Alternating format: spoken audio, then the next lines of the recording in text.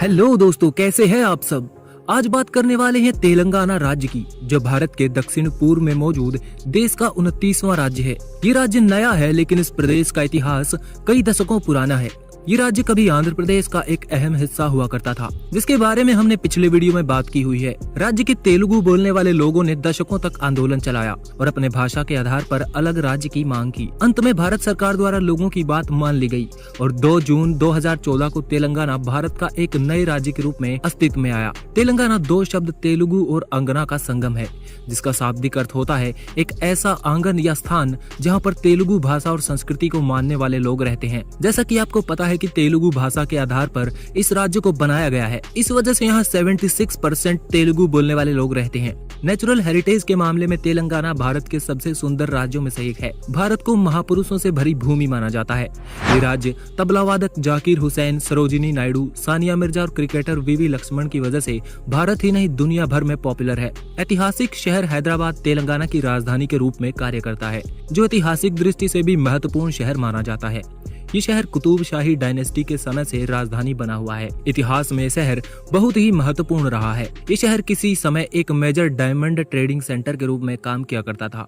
ये शहर गोलकोंडा फोर्ट और चार मीनार की वजह से दुनिया भर में जाना जाता है। इसके अलावा हमने पिछले वीडियो में भी बताया था कि ये राज्य चावल खाने के मामले में सबसे आगे रहता है और तेलंगाना की हैदराबादी बिरयानी की वजह से देश भर में तेलंगाना का नाम चलता है। 33 जिलों वाला ये राज्य 2014 में अस्तित्व में आया। ये राज्य दक्कन की पठारों में 1,12,000 वर्ग किलोमीटर के क्षेत्र में फैला हुआ है, जो क्षेत्रफल के मामले में देश का 11वां सबसे बड़ा राज्य माना जाता है। 2011 की जनगणना के अनुसार इस राज्य में करीब 3.5 करोड़ लोग खुशी खुशी रहते हैं, जिनमें 85% हिंदू, 12% मुस्लिम्स के साथ साथ बाकी अन्य धर्मों के लोग भी बहुत ही कम मात्रा में पाए जाते हैं। इस राज्य की 75% आबादी तेलुगु भाषा बोलती है और अपने आप को तेलुगु संस्कृति से जुड़ा हुआ मानती है। इस राज्य की 66% जनसंख्या पढ़ी लिखी है, जिनमें 80% साक्षरता के साथ हैदराबाद शहर टॉप पर आता है। तेलंगाना की इकोनॉमी मोस्टली एग्रीकल्चर ड्रिवन है।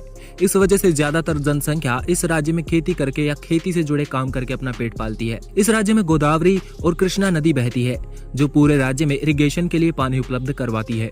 इसके अलावा यहाँ के लोग बारिश पर भी सिंचाई के लिए निर्भर रहते हैं। यहाँ पर ज्यादातर तंबाकू, कपास और गन्ने की फसलें उगाई जाती हैं। समय के साथ साथ यहाँ दूसरी मूंगफली और सूरजमुखी जैसी फसलें भी उगाई जाने लगी हैं, जिस वजह से राज्य में सिंचाई के साधनों की मांग बढ़ने से नागार्जुन डैम का निर्माण करवाया गया, जो विश्व का सबसे ऊंचा मैसोनरी डैम माना जाता है। माइन, मिनरल और ऑटोमोबाइल सेक्टर की कंपनियां भी इस राज्य में अपनी फैक्ट्रियां चलाती हैं।